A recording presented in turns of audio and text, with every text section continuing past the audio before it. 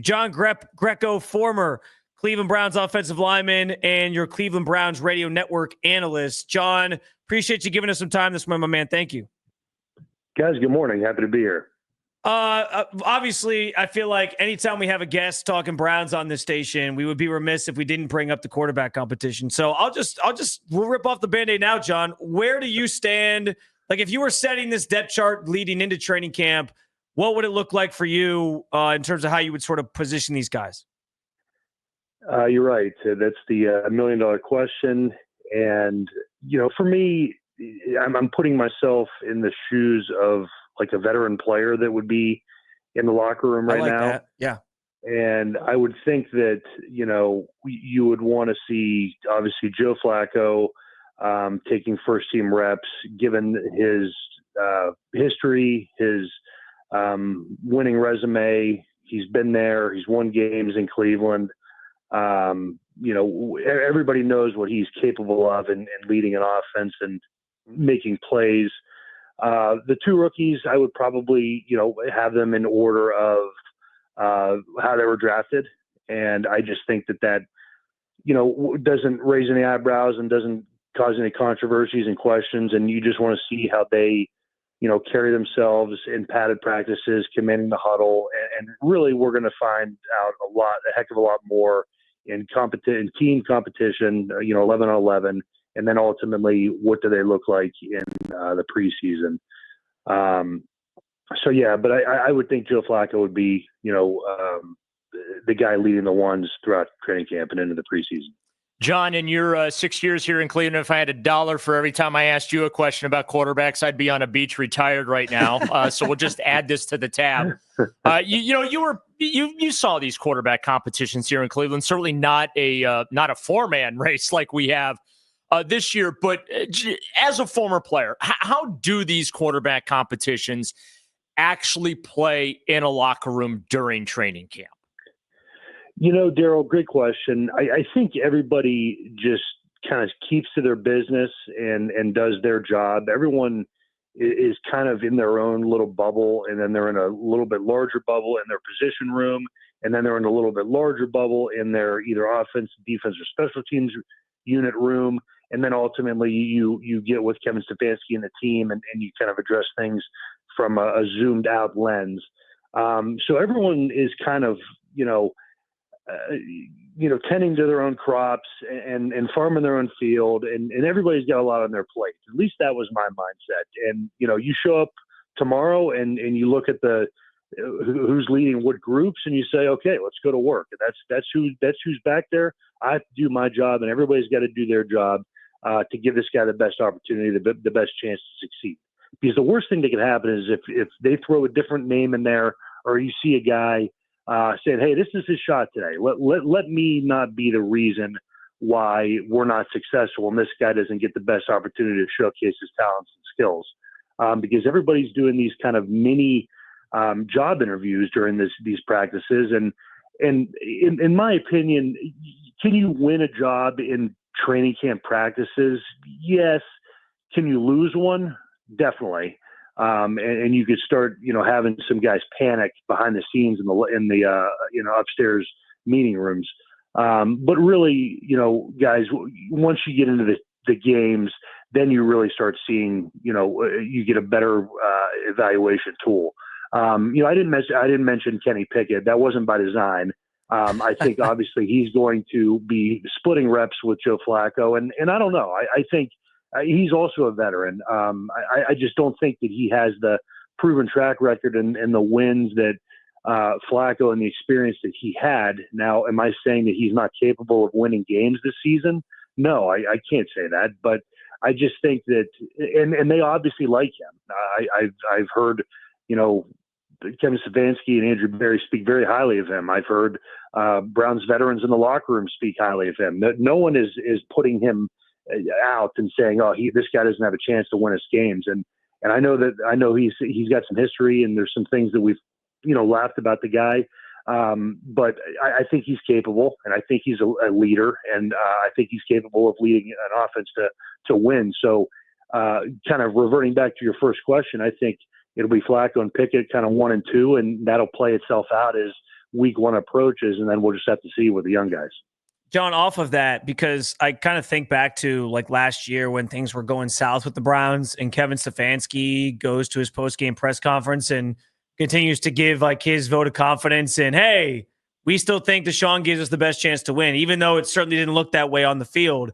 And I kind of then fast forward to now where, to your point on like how the veterans in the locker room especially sort of view this thing and all that, like how, if a coach makes a decision, especially at that position, like for example, like we could see a situation here where like maybe Flacco does look the best, but then they decide at the end of camp, like Kenny Pickett did enough where we still want to try to roll with him. And then they decide, okay, Flacco's the guy we're going to move on from. We're going to roll with Kenny. But I've been saying like, hey, the veterans in this locker room, like they're not dumb. Like they're going to see who looks the best. So if how do those types of decisions, when a coach makes like a difficult decision that they think is actually best for the team, but the players maybe feel differently about it, I guess how does that sort of resonate with those guys? Because I just find it hard to believe that it can just be this easy thing. I know it's you sort of trust your coaches, but at some point, wouldn't it sort of then lead to a coach maybe losing the locker room a little bit if he's making decisions that the players don't feel are advantageous to winning? Yeah, good question. And, I've been in situations where, you can see the writing on the wall and you see a decision that's probably not the best for winning games, but it's just one of those things where, hey, look, this is the decision that was made. We all kind of see it, know the politics behind some of these decisions and know why some decisions are made and it could be against the better judgment or not in the best situation for everybody in the room. But you got to just live with it, man. That's kind of what I always said. There were situations where I was like, okay, this probably isn't the best situation going into this game. And you kind of feel like, wow, they're really, creating an uphill battle for us. But you just got to do your job. And I think that's what these guys know. And it's hard to lose a locker room early in the season. Now, to your point, last year when things started to slide and you're still hearing the same message and you're still hearing something, and that's when people start, questioning things and pointing fingers. That's when the leaders have to galvanize everybody. That's when the vets, the talented players, the backbones of this team have to really step up and continue to make plays, because when it starts to slide is when you start hear guys, call each other out, throw each other under the bus to the media, pointing fingers, when you can see guys, effort and care levels start to slip.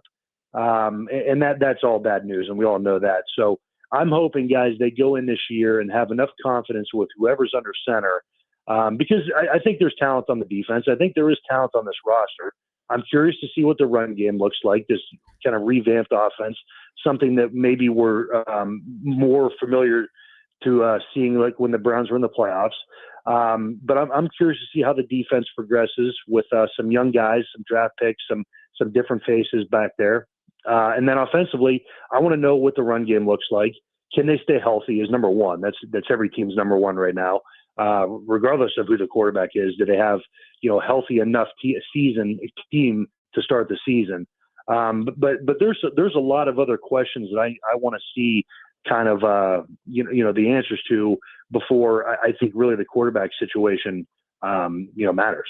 John Greco, former Browns offensive lineman, current radio network analyst, joining us on the Fan Hotline. John, Kevin Stefanski's mentioned wanting to toughen his team up this offseason as they get ready for the 2025 campaign. My question to you is, how can he do that, or how does he do that under the current training camp formatting that's mandated here by the collective bargaining agreement? Yeah, Daryl, it's a lot different, guys. It's a lot different than when I played, especially early on, with two-a-days, and that seems like a thing that happened in like ancient Roman times now. But I think that they could be smart about it. When they have the opportunity to have competitive periods in contact, you have to try to simulate live action the best you can, because we've been talking about it every year during the preseason now and in most recent years, how, the first groups are playing less and less, and you're seeing starters in there less and less. And then it's the age old question, are they ready for week one? Should they have played more? I mean, we all have those conversations especially as September rolls around. But I think in practice, that's where they get those live reps in the action. And, it's a kind of a fine line where, you want to get your guys ready physically and mentally and try to match the speed of what they're going to see week one best you can, all while being smart. You don't want to just run guys into the ground every day, but knowing that you have some time off and some practices that are a little bit less contact and more, you're out there in golf shirts and hats, you're walking through and it's more of a mental practice.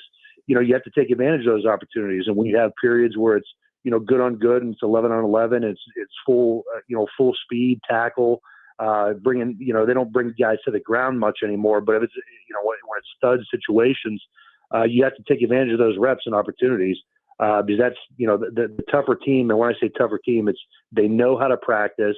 They practice physically, but smart.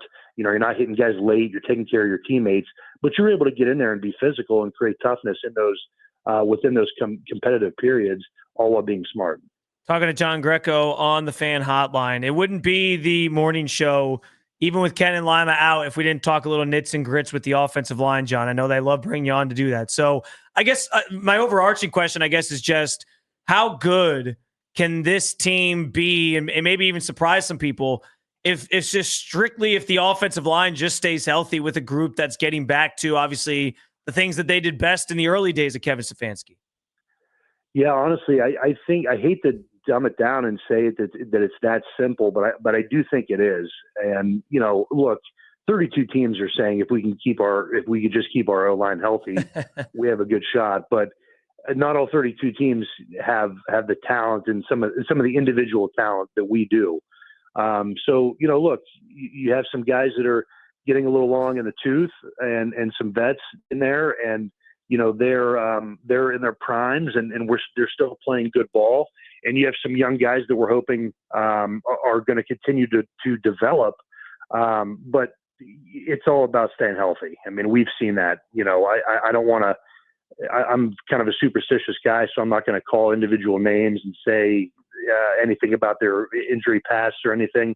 But as long as this group can manage to, roll out there consistently, I think that they have the chemistry. I think they have the individual prowess to play collectively as a really strong top 5 to 6 offensive lines in this league. And then you're talking, whoever's behind them at center or under center and behind them with the ball can operate. So I'm really excited for what this group, was to see what they have in store for us this year. But yeah, I think it's as simple as that.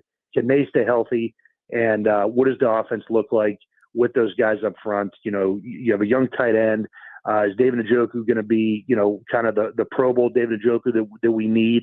And how do they attack? The receiver room, outside of one guy is there's just some question marks, and we're gonna have to see if somebody steps up.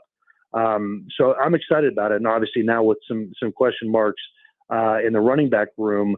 So it's all on those offensive line guys, because if they're not protecting, it doesn't matter which of the 4 is under center. It's going to look ugly. Hey, John, what's the best and worst part of training camp for a player? Great question.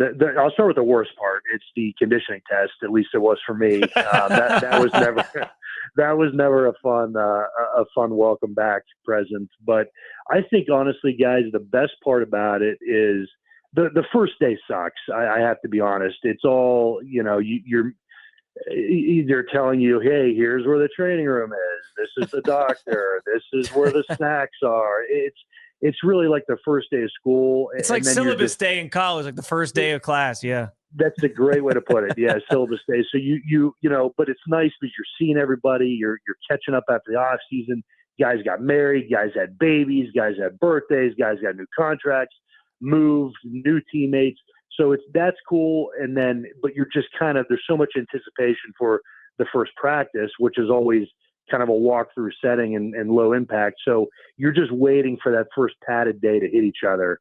But hands down, the worst part for me was the conditioning test. Everything else was kind of cool, especially as you got later in your career. You knew what to expect, and I think that's big. Once some of these young guys obviously they've been through college training camps, but it's different than the NFL.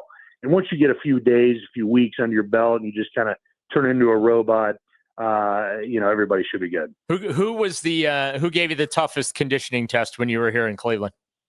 Oh God, it was Paul Ricci under Pettin. We had 20. Okay, this might not sound crazy, but we had 20 40s.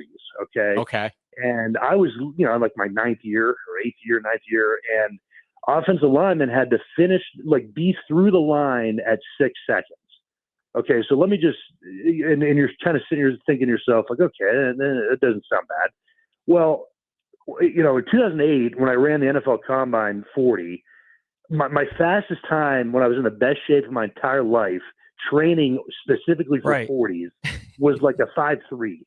Okay, so fast forward 9 years, and I'm in training camp thinking about getting ready for the season. I have to run 20 of those. It was not. It was not fun. Man.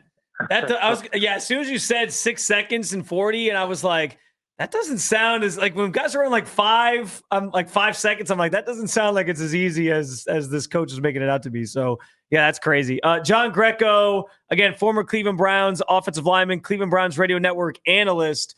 We appreciate your time as always, John. And here's to another football season approaching here pretty quickly. I can't wait, guys. Thanks for having me. It's exciting. It's here. Yeah, no doubt about it, John. Good news for you. No 40s to run. I'm going to go make another coffee. Take it easy, John. Good stuff from John Greco on the Fan Hotline.